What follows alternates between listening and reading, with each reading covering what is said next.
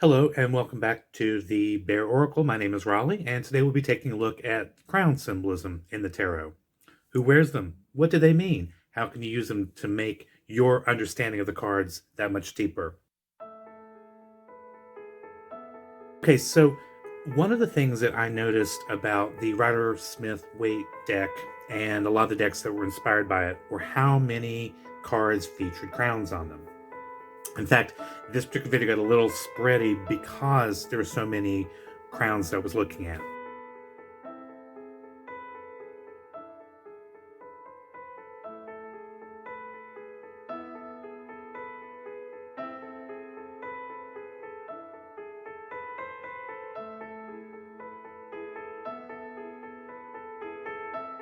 Now, the first thing we need to do, of course, is to define our terms. Now, this may be a bit wordy, but I think you'll see where I'm coming from. Or perhaps it might be easier just to take a look at what crowns are not.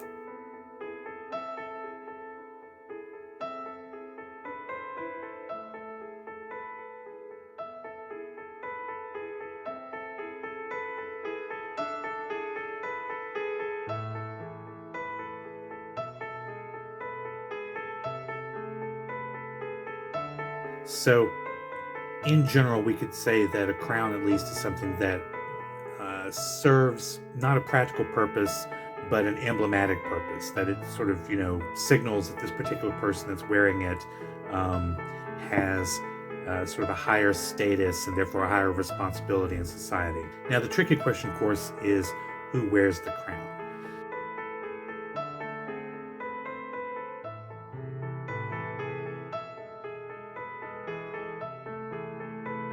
So there are a couple of archetypes that we'll take a look at here in the Rider-Smith-Waite deck.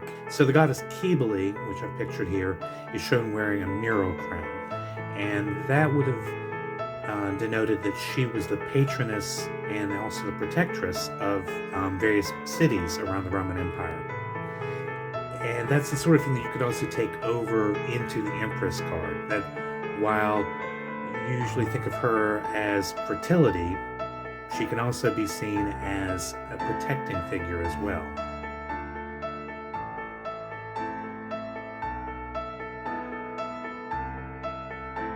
Here I'm comparing the King of Cups to a medieval Khmer king who would have sat on his throne in Angkor between the 11th, 12th, and 13th centuries, at the time one of the biggest cities in the world. He needed to be able to harness the power of men and water in order to feed his kingdom.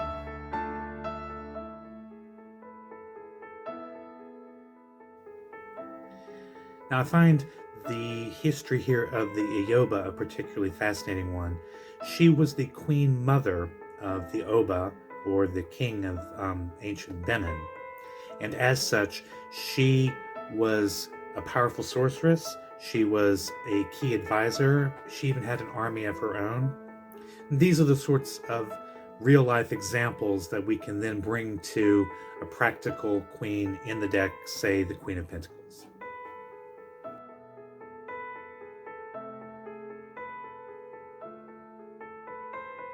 At the beginning of the New Kingdom in ancient Egypt, the pharaohs from Thebes were able to finally drive out foreign invaders that had been living on their lands for several hundred years.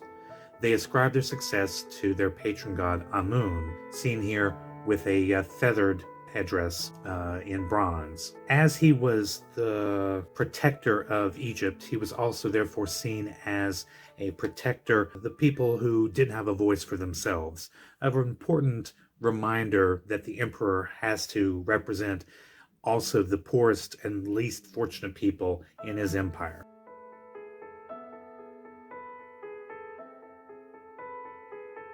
Oh, yes, the Pope wears a crown too. Three of them, in fact. You could remember that he is in charge of the church and still a spiritual leader. And on top of that, he is also the head of state for the Vatican City.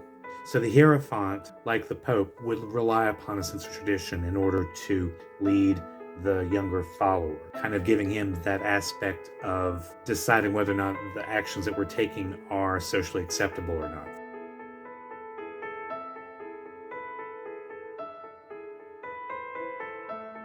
Now, it was the Emperor Augustus who introduced Lady Justice as a goddess, and his successor Tiberius even built her a temple in ancient Rome. But the Romans didn't see her as a goddess in the traditional sense. They saw her much the same way that we do. She was an artistic interpretation of the force of the law courts and the laws of ancient Rome, much like the justice card, that a sense of fairness and jurisprudence and equality before the law would reign supreme.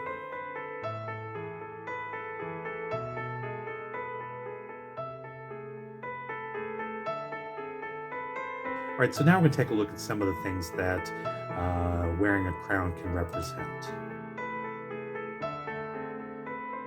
Many rulers throughout time have been referred to as sun kings, although few took that ball and ran with it quite to the same degree that Louis XIV did, as he liked to use this imagery everywhere. But having a sunny disposition can be also seen here in the Queen of Wands.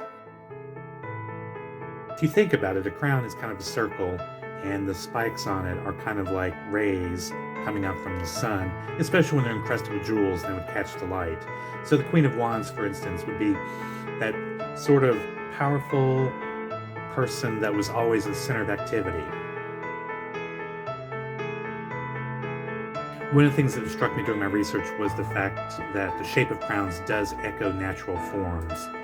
And I thought this was a particularly lovely image, especially with the Queen of Cups, as queens need to have a deep sense of emotional intelligence in order to rule their own inner world. That, I guess, is what I'm trying to say.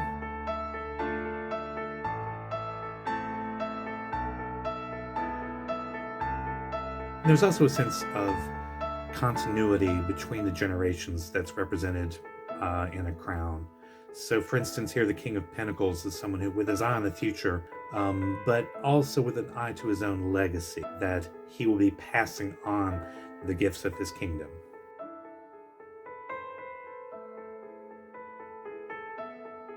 Now, this rather stern fellow, much like the King of Swords, is there to protect, and it is his power that we would call upon in different circumstances. So think of the King of Swords as also being someone who takes a lot of study and knowledge and expertise along with him, say a lawyer or a doctor.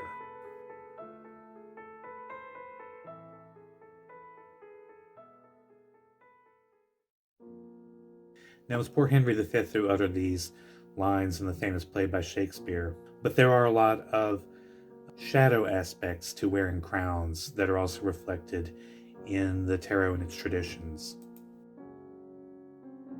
So, in medieval Sweden, there was a terrible famine that had struck the land for several years. And here we can see that the chieftains have all gathered, and they have called upon the priests, who have here with their sacred sword are going to sacrifice the King Domald, or Domalda, I'm not sure how it's exactly pronounced.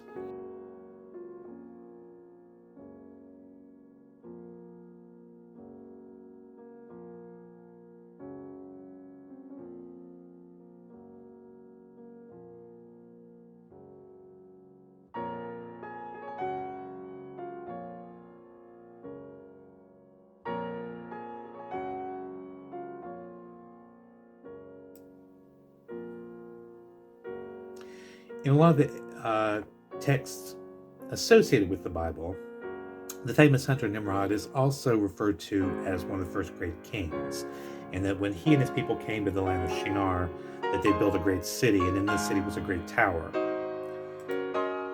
But as the tower grew taller and higher, it drew the ire of God, who then struck it down, and then, as the story goes, divided up mankind into speakers of different languages. So here again, the idea that a crown does not protect you or give you special ability. Nimrod was overconfident and overproud, and therefore, his accomplishments were thrown over.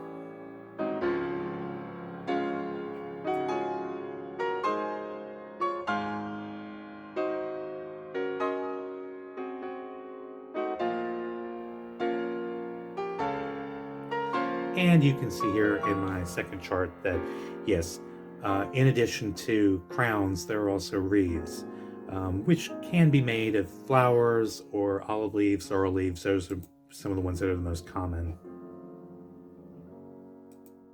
And those are usually a sign of victory, whether or not it is, or celebration. So we can see, like, on the Six of Wands, that someone is riding in triumph, or we can see in the Three of Cups gathered together in a celebration, or in the Strength card, a wreath of flowers that kind of echoes a lot of the, uh, or in the Strength card, she's wearing a wreath of flowers, which kind of underscores the kind of natural elements that we associate with this card, the lion, the mountains, that she is not someone who exists outside of nature, but uses it to her own advantage.